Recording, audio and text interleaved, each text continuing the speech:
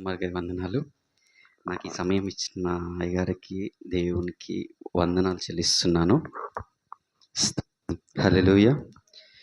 వాక్యంలోకి వెళ్ళే ముందు నేను మీ అందరికి ఒక వీడియో చూపిద్దాం అనుకుంటున్నాను. అందరికీ కనిపిస్తుందో కనిపించదో నాకైతే తెలియదు మరి. ఒకసారి చూడండి.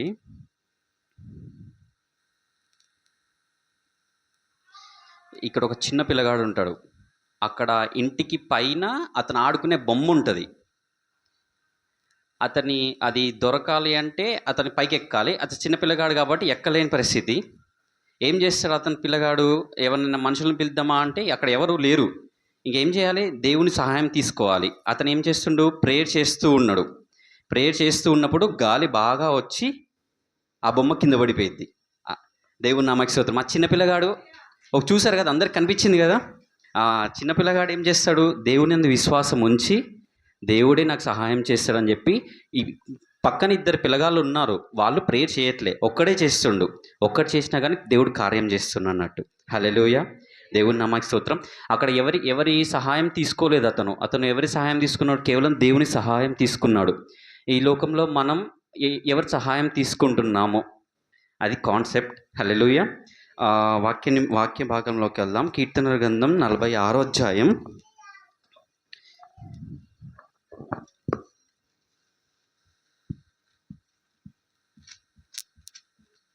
కీర్తన గ్రంథం 46వ అధ్యాయం 1వ వచనం. దేవుడు మనకు ఆశ్రయమును దుర్గమునయున్నాడు, ఆపత్కాలములలో ఆయన నమ్ముకునదగ సహాయకుడు. ఆమేన్. ఎవరు అంట? ఆపత్కాలములలో ఆయన నమ్ముకునదగ సహాయకుడు. ఆ చిన్న కుమారుడి పరిస్థితి ఏంటిది? ఇక్కడ బొమ్మ పైన పడిపోయింది. ఇప్పుడు ఆడుకోవాలి. ఆ స్థితిలో ఎవరి సహాయం తీసుకున్నాడు? చిన్న కుమారుడు దేవుని సహాయం తీసుకున్నాడు. మనం కూడా ఈ లోకంలో ఎన్ని సమస్యలు వచ్చినా, ఎన్ని బాధలు వచ్చినా దేవుని సహాయం మాత్రమే తీసుకోవాలి. ఏ మనుషుడు ఈరోజు చేస్తారు, రేపు చేస్తారు, ఎల్లుండి చేస్తారు, తర్వాతకి ఎన్నిసార్లు నీకు సహాయం చేయాలని అంటారా? అనరా? ఎవరైనా అంటారు. ఎన్నిసార్లు సహాయం చేస్తారు, కానీ దేవుడు మాత్రం నేనే సహాయం. ఒకసారి యెషయా 41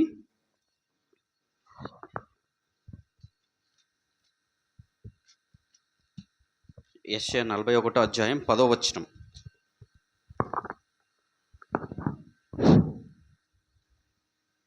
హల్లెలూయా. యెషయా గ్రంథం 41వ అధ్యాయం 10వ వచనం. బూదిగంతంలో నుండి నేను పట్టుకొని దాన్ని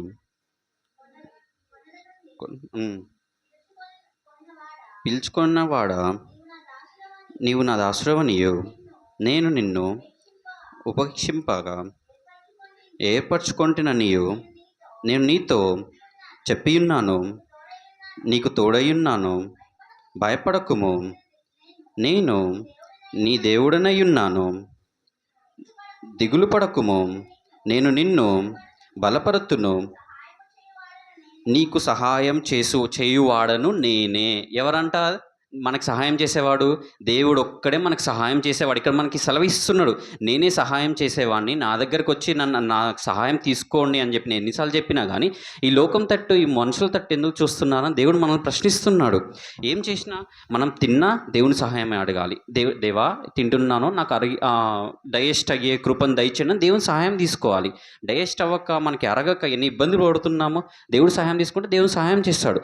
దేవా ఇలా ప్రయాణం అయ్యి బయటికి వెళ్తున్నాను, నాకు నీ సహాయం అనుగ్రహించండి. దేవుడు అలా సహాయం మన ప్రతి విషయంలో దేవుని ముందుంచితే మనకు ప్రతి విషయం ఏదైనా సరే సులువుగా అయిపోయిద్ది. మన బైబిల్ గ్రంథంలో ఎన్నో రాజులు ఉన్నారు, ఎంతోమంది గొప్ప గొప్ప వ్యక్తులు ఉన్నారు. వాళ్ళంతా ఏ పని చేసినా, ఏ పని స్టార్ట్ చేసినా దేవుని యొక్క సహాయం మాత్రమే తీసుకుంటారు. మన అందరికి తెలిసిన దావీదు మహారాజు ఉన్నాడు. అతను యుద్ధం చేయడానికి వెళ్ళే ప్రతిసారి, దేవా నేను వెళ్ళాలనుకుంటున్నాను, నీ చిత్తం, వెళ్ళామంటే వెళ్తా, యుద్ధం చేయమంటే చేస్తా, లేదు అంటే చెయ్యను. అలా దేవుడు ప్రార్థన చేస్తాడు. 1వ దినవృత్తాంత గ్రంథం 14వ అధ్యాయం.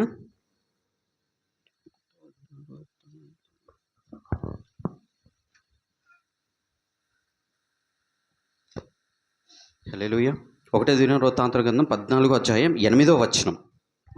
దావీదు ఇశ్రాయేల్ అందరి మీద రాజుగా అభిషేకింపబడినని విని ఫిలిప్తీయులందరూ దావీదును వెదకి పట్టుకొనుటకై బయలుదేరగా, దావీదు ఆ సంగతి విని వాని ఎదుర్కొనబోయెను.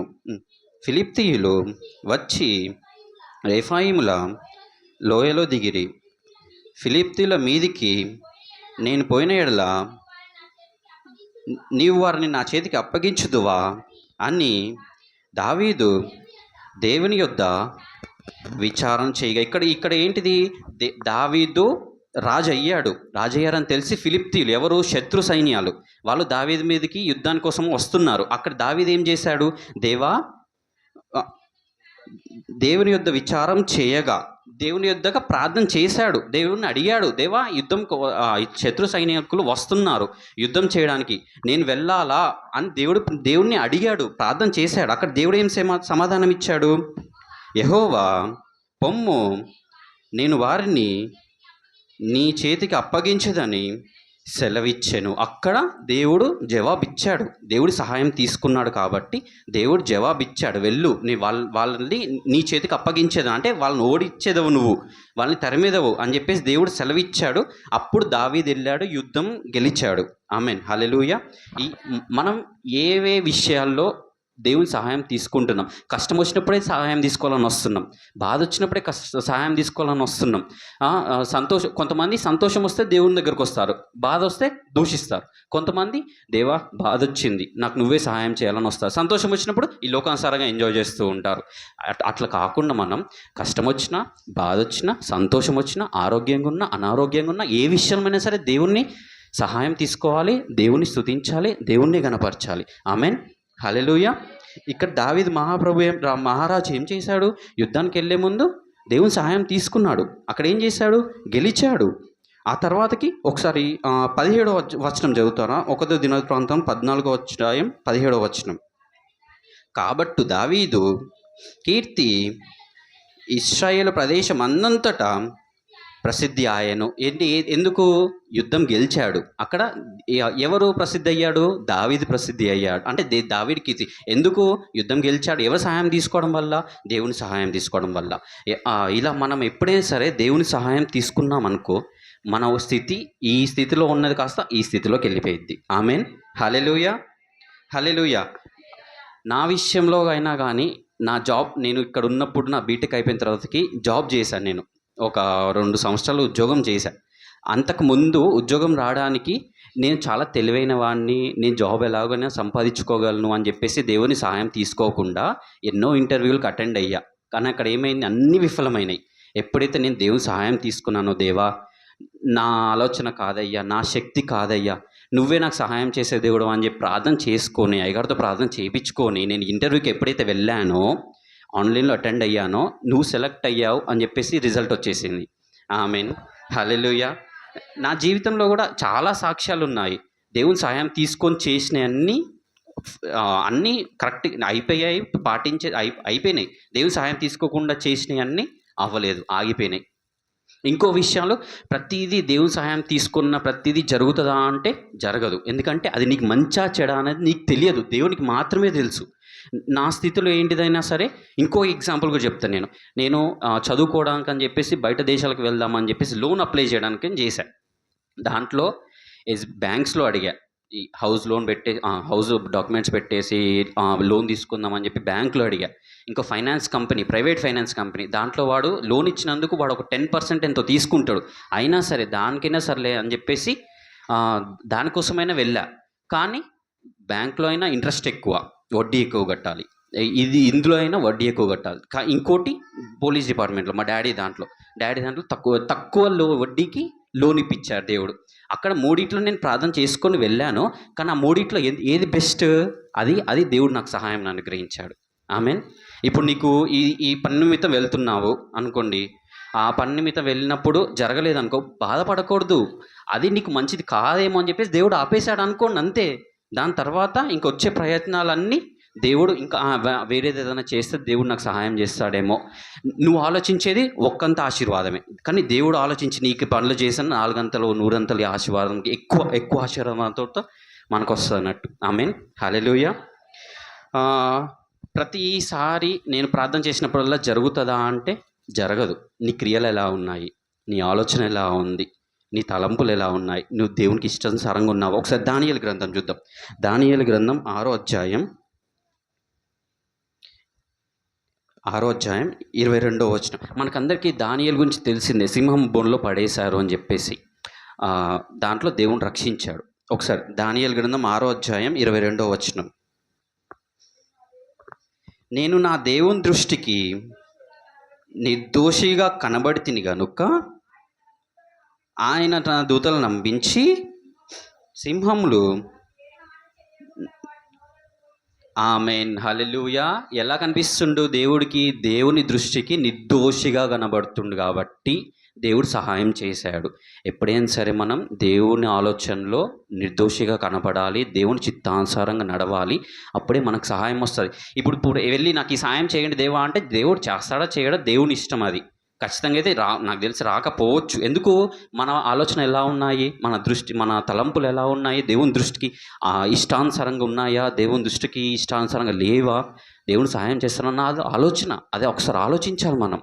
దేవుని దృష్టికి నిర్దోషిగా కనబడాలి, దేవుని ఆలోచన ప్రకారం జీవిస్తేనే దేవుని దగ్గరికి వెళ్ళి దేవా నాకు ఈ సహాయం చేయండి దేవా అంటే దేవుడు సహాయం చేస్తాడు. ఇప్పుడు పిల్లలు ఉన్నారు, అందరికీ పిల్లలు ఉన్నారు కదా, వాళ్ళు మీ మాట వింటే వాళ్ళు అడిగింది మీరు చేయాలని అనుకుంటారా అనుకోరా?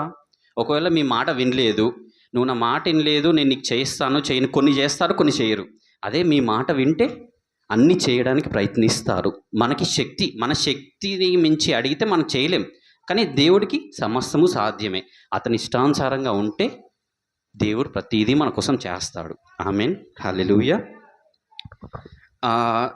దేవుని దృష్టికి, నేను నా దేవుని దృష్టికి నిర్దోషిగా కనబడి తిని అని అన్నాడు. ఎలా అన్నాడు? ఎన్నిసార్లు ప్రార్థన చేశాడు దానియేలు? ముమ్మారు. అదే ఒకసారి దానియేలు గ్రంథం 6వ అధ్యాయం 13వ వచనం లాస్ట్లో ఒకసారి చదువుతారా? చదివి సహాయం. 6వ అధ్యాయం 13వ వచనం. అనుదినము ముమ్మారు 3 times దేవునికి ప్రార్థన చేస్తుండు. మనం ఎన్నిసార్లు చేస్తున్నాం ఒకసారి ఆలోచించాలి. ఏం చేస్తాము? కూర్చొని వర్షం పడుతుంది కదా, చికెన్ తెచ్చుకుందామా, పకోడీ చేసుకుందామా, టీవీలో సినిమాలు ఏమొస్తాయి, పడుకొని ఫోన్ చూస్తాము, పడుకొని టీవీ చూస్తాము. 24 గంటలు ఫోన్ చూస్తూ టీవీ చూస్తూ అలా గడిపేస్తూ ఉంటాం. కానీ దేవునికి మనం ఎంత సమయం ఇస్తున్నాం ఒకసారి ఆలోచించుకోవాలి మనం. ఫోన్ చూసామా, స్టార్ట్ చేస్తూనే ఉంటాం, అలా చూస్తూనే ఉంటాం. ఒకటి తర్వాత ఒకటి. టైం అనేది మనకి అర్థం కాదు, అయిపోయిద్ది. అదే దేవుని ప్రార్థన చేయమంటే 2 నిమిషాలు చేస్తాం, పడుకుంటాం. అన్నా కాదా? ఇది అందరి జీవితంలో జరుగుయేదే. కానీ దేవునికి సమయం ఇవ్వాలి. ఈ 6 దినాలు మీ ఇష్టం, ఏ పనులను చేసుకోండి, 7వ దినం విశ్రాంతి దినం నా దగ్గరకు వచ్చి స్తుతించండి అని చెప్పి వాక్యం ఉంటుంది. మనకి సమయం అంత ఇచ్చేసిండు, 6 దినాలు ఇచ్చేశారు దేవుడు. ఈయనకి ఇష్టం వచ్చింది ఏదన్నా చేసుకో అని చెప్పేసి. ఒక్క రోజు మాత్రం ఇవ్వడానికి మాత్రం రావట్లే, అసలు మందిరానికి రావట్లే. హల్లెలూయా. నన్ను క్షమించండి, ఏమైనా తప్పుగా మాట్లాడితే దయతో క్షమించండి. స్తోత్రం, హల్లెలూయా. మన జీవితంలో మాత్రం దేవునికి సహాయం ఇవ్వాలి. దేవునికి సహాయం ఇవ్వాలి. అండ్ దేవుని సహాయం, ఏ పని చేసినా దేవుని సహాయం తీసుకోవాలి. దేవుని సహాయం తీసుకుంటూ ఆయన ఆలోచన ప్రకారం నడవాలి, ఆయన చిత్తానుసారంగా నడుచుకోవాలి. ఇచ్చిన మాటలు దేవుడు దీవించును గాక. ఆమేన్. హల్లెలూయా. దేవుని మహిమ కలుగును గాక. మంచి మాటల ద్వారా దేవుడి కుమారుడు ద్వారా వినిపించి ఉన్నాడు.